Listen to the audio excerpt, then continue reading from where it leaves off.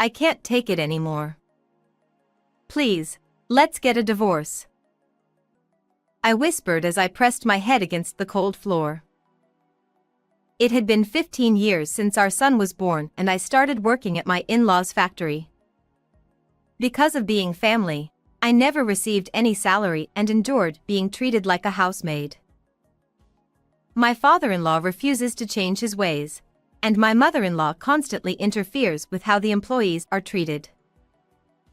And instead of putting a stop to it, my husband blindly believes that everything his parents do is right. When I returned home, there was no help with childcare or household chores. Since being tied to my in-laws' house, I wasn't even allowed to visit my own family. But if that were the only issue, I could still bear it. I could endure it if it were just me. But I couldn't forgive sacrificing my son. My husband didn't even bother to ask our son, who would soon graduate from high school, about his wishes. He simply proposed making him work at the factory. My husband's argument was that, like himself, our son, as the heir, should start working at the factory early. But our son didn't want any of that. Was this man not only exploiting me but also aiming to exploit our son's life? When that thought crossed my mind, my patience reached its limit. My husband looked down at me coldly as he sipped his hot coffee while I resolved to bring up the divorce. Divorce, huh? Fine by me, but you still need to work at the factory after that. My name is Elizabeth, and I'm turning 45 this year. Influenced by my father, who was an engineer, I had a fondness for tinkering with machines from a young age. I pursued studies in electronics engineering at a technical school. After starting my career, I met my current husband, Tony, at a meeting with a client. During discussions about ordering parts from the town factory owned by my husband's father, Tony and I hit it off as I continued to visit the factory for meetings. Tony confessed his feelings to me, and we began dating with marriage in mind. Back in those days, when it was still very much a male-dominated society, especially in the field of technology, I had assumed that being a female engineer at a client company wouldn't leave a good impression.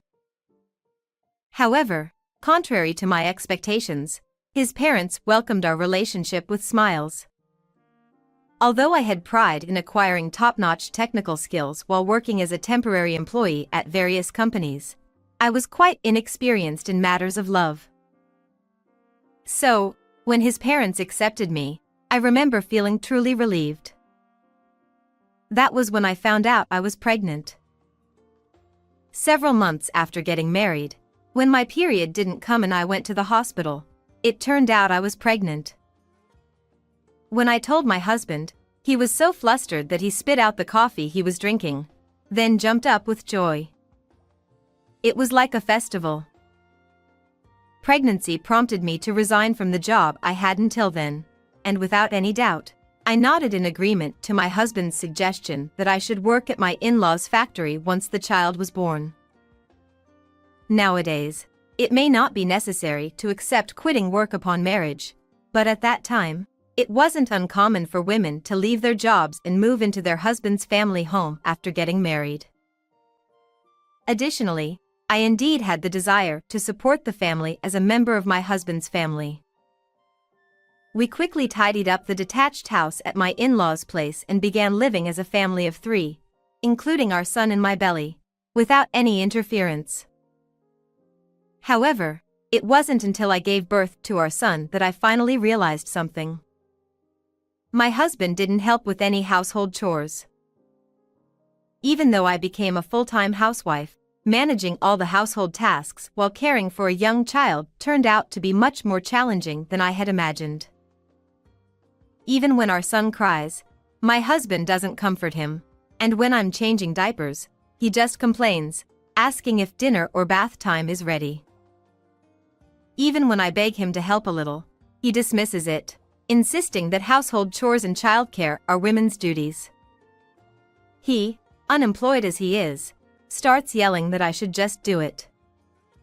Occasionally, when my in-laws come to check on us, I seek their help, but all they do is coo over our son, saying how cute he is, without actually helping to change diapers or soothe him. On top of that, my father-in-law took away the savings I had accumulated from working before marriage, claiming that a wife's savings belong to the family. In this household controlled by my father-in-law, there's no way I can appeal for my money back. While my in-laws thankfully covered expenses like rent, utilities, and groceries, I had no money of my own to spend freely. Even for buying a single piece of clothing for our child, I had to beg my husband for pocket money. I gradually lost the will to resist them. Instead of being the support I needed, my husband either treated me coldly, as if it were solely my duty as a wife, or threw terrible tantrums when he was in a bad mood. Holding our newborn son, I found myself trapped in this situation with no way to escape. My in-laws and husband told me to work as a family employee without pay, as soon as they realized that my son John could attend daycare and I would have some time to myself. There were times when I pleaded to at least receive some salary, as I wanted to buy new clothes for my child, but both my husband and parents-in-law used the fact that they covered our living expenses as a shield and adamantly refused. They insisted that the hand-me-down clothes from relatives, even if stained, were enough. How many times did I hold my son close, begging for forgiveness as a mother who couldn't even afford to buy him new clothes? Before I knew it, my son John became the sole purpose of my life. Neither my in-laws nor my husband offered any help with childcare. With no means of contacting my own family or affording transportation to rely on, I felt utterly powerless. All I could do was to protect my son John from this demonic family and raise him to be a fine person. That became my sole goal, and I worked tirelessly, pouring my heart and soul into it. It was in the spring when John turned 15 years old. Suddenly, my husband and in-laws decided to renovate the family house. They insisted that I should help as a member of the family, yet they refused to pay me a salary. I couldn't help but wonder if they truly had the financial means for house renovations. If they had that kind of money, why couldn't they have used it to buy better clothes for John? Why couldn't they have provided him with better food? I couldn't shake off the image of my son's face, having experienced poverty since he was young. Why the sudden renovation? I timidly asked, to which my husband snorted dismissively. Well, John is turning 15, right? He'll be able to work from next year. It's about time he starts living with my parents, learning the family business as the successor. Without even considering John's wishes, my husband implicitly stated that he wouldn't allow him to go to university. I could feel my face turn pale at his words. If it were just me, I could endure it a bit longer. But was this man trying to control John's life as well? The moment I had that thought, I found myself blurting out divorce without even thinking. I can't do this anymore. Please divorce me. My husband, maintaining a blank expression, looked down at me for several tens of seconds, then let out an exaggeratedly loud sigh. Divorce, divorce, he said, sipping his coffee with a deliberate pause. Then, to my shock, he said something unbelievable. Sure, we can get divorced, but you'll still have to work here. There's nowhere else that would hire you anyway, right? The world seemed to sway for a moment. What was this man going to say next? To suggest that I should work in his factory even after divorce. It was absurd. I looked up at my husband, taken aback, only to see him grinning at me with a smug expression. No way. I can work perfectly well elsewhere. Fortunately, There were still business connections between our factory and my previous workplace, and I had former colleagues who had advanced in their careers there. While I might not be able to work for the same company, with my skills, I should be able to get a job through referrals. Well, whatever, but leave John here. He's the heir to this place. My husband seemed to back down under my resolute refusal, but now he began insisting that I should leave John behind. I wanted to scream at him for saying something so foolish, but what if John wanted to stay here? If I left my in-laws' house, John might end up living a more difficult life than he does now. Unlike me, if John were raised as the heir, he might be able to live without any inconvenience. Such thoughts crossed my mind. Biting my lip, my husband led John and me to the living room of my in-laws' house. Sensing the uneasy atmosphere, John, perhaps understanding something was wrong, followed silently. What's going on at this hour, Tony? My father-in-law, Eric, greeted us with a puzzled expression. She wants a divorce. My husband declared, in a somewhat joking tone. Upon hearing those words, I could tell that John, who was following behind us, gasped in surprise. When my father-in-law gave us a once-over with a critical eye, he patted his ample belly and silently led us into the living room. Perhaps Judy, my mother-in-law, had also heard, because she glared at me and quietly brewed some tea. It had become a routine that nothing was placed in front of me. When did it start? I usually brewed my own without a fuss, but today, I just couldn't bring myself to do so. So, why did Beth suddenly start talking about divorce? Father-in-law asked my husband while sipping his hot tea. Somehow, my father-in-law had started calling me by a nickname. When I was called by that nickname for the first time, I thought it might have been a mishearing, but it wasn't. Neither my mother-in-law nor my husband even cared about it. Oh, how many times I've told myself that this is the norm for this family. Father-in-law's intrusive gaze made me uncomfortable, and I always felt like averting my eyes, but today I held back and looked back straight at him. She brought up the topic as soon as we started talking about renovations. She must really hate the idea of living with you. My husband spat out these words, and both my in-laws directed sharp, needle-like gazes at me. I knew it was coming, but I never seemed to get used to it. The initial atmosphere of welcome faded away almost as soon as I started working at our factory.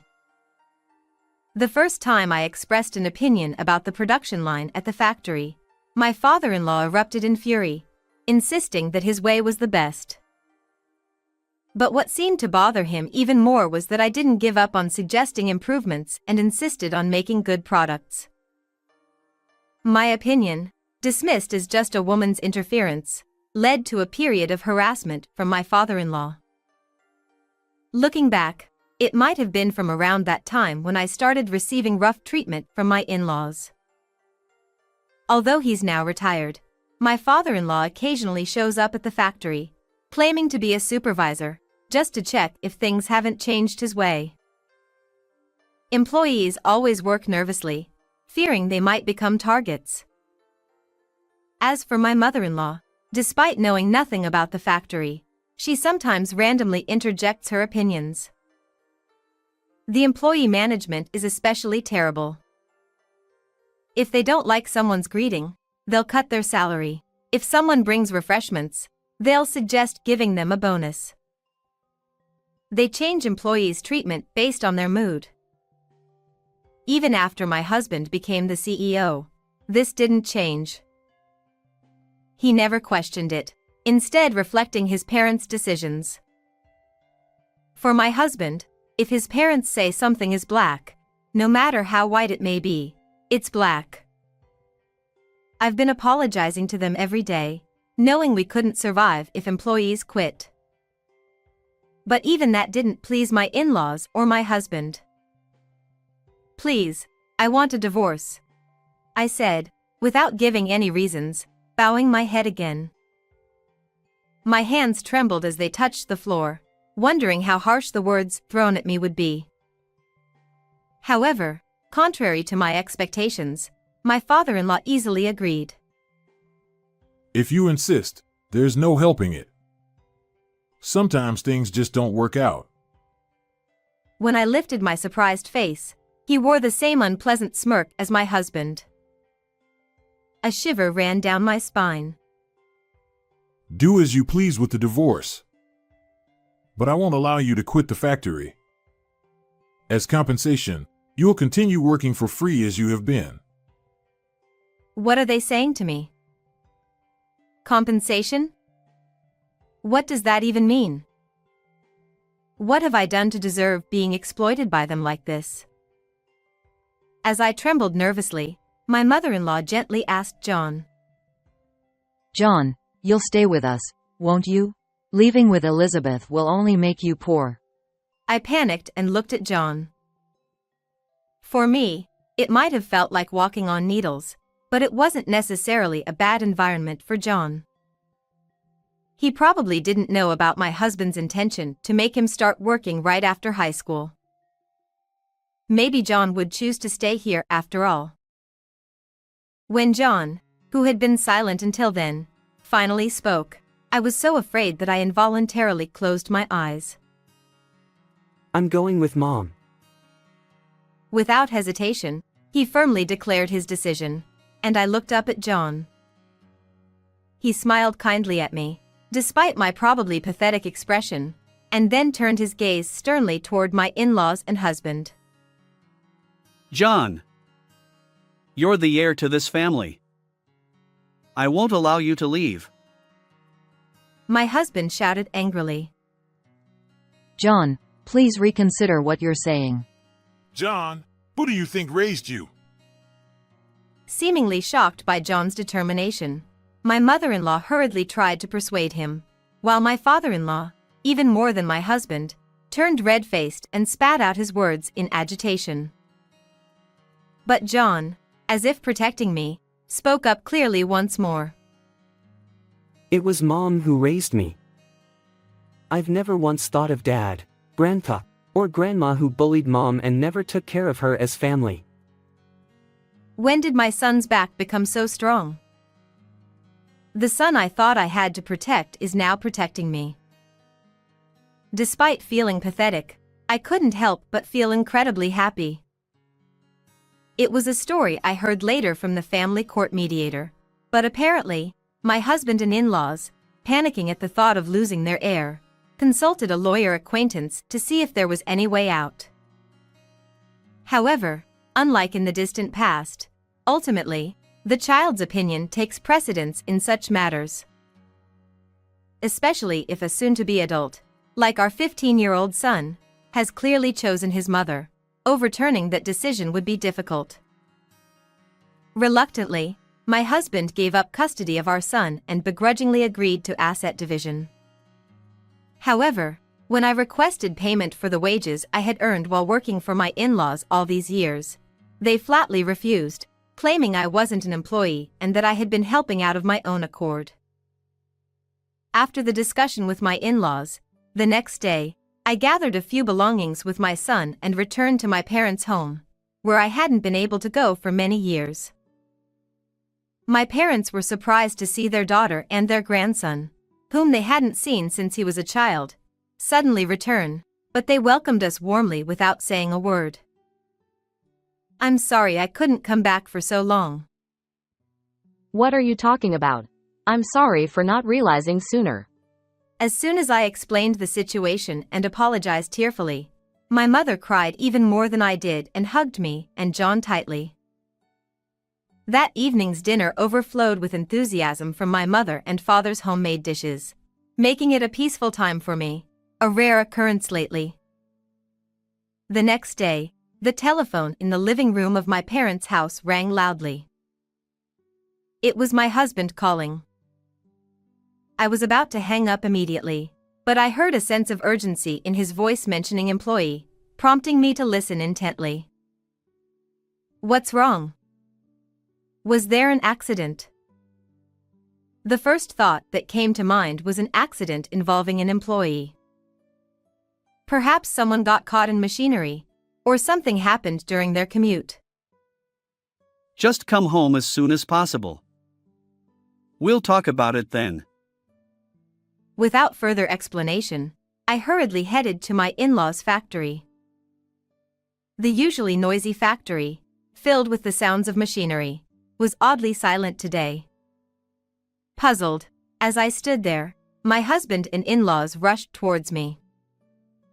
You're late. What were you doing? Ignoring my father-in-law's complaints, I asked again, "What's going on?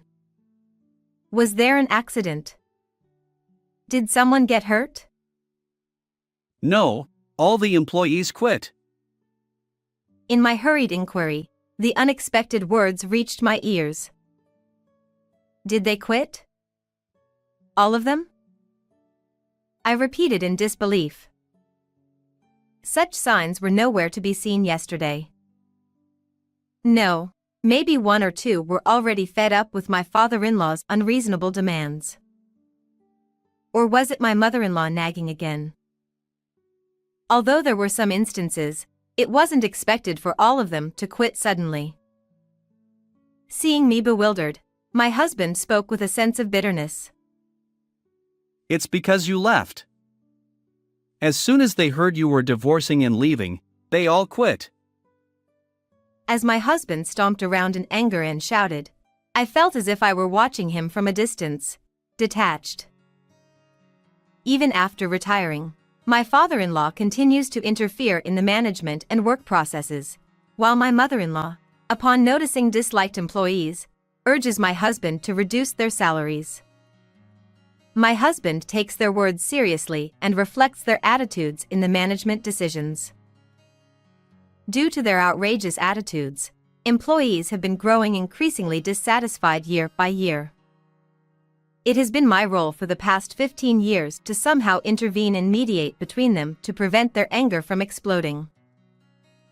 Within my reach, if any employee caught the attention of my father-in-law, I would defend them even if I was yelled at not to interfere as the daughter-in-law. And if my mother-in-law raised objections, I would divert her attention, even forcibly if necessary. I tried to guide my husband, who obediently followed my in-laws' orders, to minimize the damage as much as possible when he tried to mess up the workplace. It seemed that the employees noticed my efforts. Unexpectedly, I realized that they held affection for me. It was the smiles of my son John and those employees that helped me get through those tough days. If Elizabeth isn't here, they say there's no reason to work here. Who do they think is paying their salaries? I couldn't help but burst out laughing at my husband's frustrated voice. Who on earth said such a thing? The faces of each employee flashed through my mind and then disappeared. It seemed my laughter caught their attention, as my in-laws glared at me with anger. Without hesitation, my husband spoke in a commanding tone. Listen. Here are their phone numbers. Convince them to come back. He thrust the phone book towards me, and I couldn't help but burst into laughter at the way he spoke, as if I would obediently comply. Ha ha ha. Why would I do that? I'm not your wife anymore, and I'm not an employee either. Besides, I haven't even been paid for the work I've done so far. Oh, how absurd. I wiped the tears from my eyes. What kind of tears are these? Are they tears of separation from the husband who used to be gentle? Listen, you haven't paid me just because we're family and you've been uncooperative with household chores and childcare. You've treated me like a maid. I have no reason to listen to what you say, and I have no intention of returning there. Furthermore, I have absolutely no intention of persuading the employees, not even a bit. After laughing for a while, I quietly spoke up. Perhaps neither my husband nor my in-laws had anticipated me countering so strongly, as they all fell silent. For the past 15 years, I've endured everything for the sake of my son. No matter how much malice was directed towards me, no matter how much my dignity was disregarded, I endured it all for the sake of my son. In their eyes, perhaps I appeared as the quiet, submissive daughter-in-law, one who wouldn't dare defy them. As I conveyed my message decisively, they alike gaped like goldfish, unable to respond. I've also made up my mind. I'll be claiming the unpaid wages. If the employees have quit, then me claiming won't harm them. I was ready to leave without causing trouble for the remaining employees, but if they're the ones who'll suffer, it's a different story. I declare firmly, ignoring my husband's surprise, and turn on my heel. I could hear voices trying to stop me, but I fled with all my might. Upon returning home, I immediately asked a lawyer acquaintance of my father to contact me, and after explaining the situation so far, I decided to file a lawsuit for unpaid wages. The diary I had diligently kept proved to be useful, as it provided evidence of the dates and times I worked, as well as the words spoken by my husband and in-laws each day, which were presented as compelling evidence. Furthermore, one of the employees had recorded conversations when he witnessed me being harassed by them. He even went out of their way to find and bring the recordings to my parents' house, which proved to be invaluable for my divorce proceedings. Thanks to them, I gained a significant advantage, allowing me to claim some of the compensation I was supposed to receive, along with damages for the years of suffering, from my former in-laws, excluding the part that had already exceeded the statute of limitations. My in-laws and husband stormed into my parents' house, but they quieted down and left when my father called the police. Later, the amount we won was deposited into the designated account. The factory owned by my in-laws, which lost employees in an instant, couldn't possibly operate with just my father-in-law and husband, so it closed down immediately. It seems that they depleted their savings by paying me for damages, compensation, and the severance pay of the resigned employees. They have apparently sold off their house, land, and everything else, and are now living in a small apartment. I heard that my husband, along with my in-laws who were joint guarantors, had to work part-time despite their old age to cover the penalty fees owed to the company they had contracted with. It seems they are doing physically demanding jobs to earn even a little income. As for my husband, it seems he has started job hunting, but he has only ever worked in his family's factory and apparently lacks any general social awareness. He was spoiled and raised as the heir apparent since childhood, so when he faced criticism from a younger superior right after getting a job, he couldn't handle it. Since then, he hasn't been able to secure a decent job and seems to be relying on his parents for a living, according to what the lawyer who visited my in-laws informed me. I had been taking a break at my parents' house with my son John for a while, but I managed to find a new job thanks to connections from my previous employment. So, my son and I started living in an apartment near the company. My parents said I could commute from their place, but I didn't want to rely on them indefinitely, considering their old age. I discussed it with my son, and we decided it was best to be independent. Of course, I try to visit them whenever I have free time to make up for the 15 years we couldn't see each other. Furthermore, I ended up reconnecting with the former employee who had recorded the harassment from my in-laws at my new workplace. When I saw him and called out, we both seemed surprised and relieved, laughing together in relief. He had always shown concern for me at the in-laws' factory, and it didn't take long for him, with whom I had a harmonious working relationship, to propose to me. When John, who sensitively noticed my change, questioned me and I confessed about it, he ended up getting angry, asking me why I didn't tell him sooner.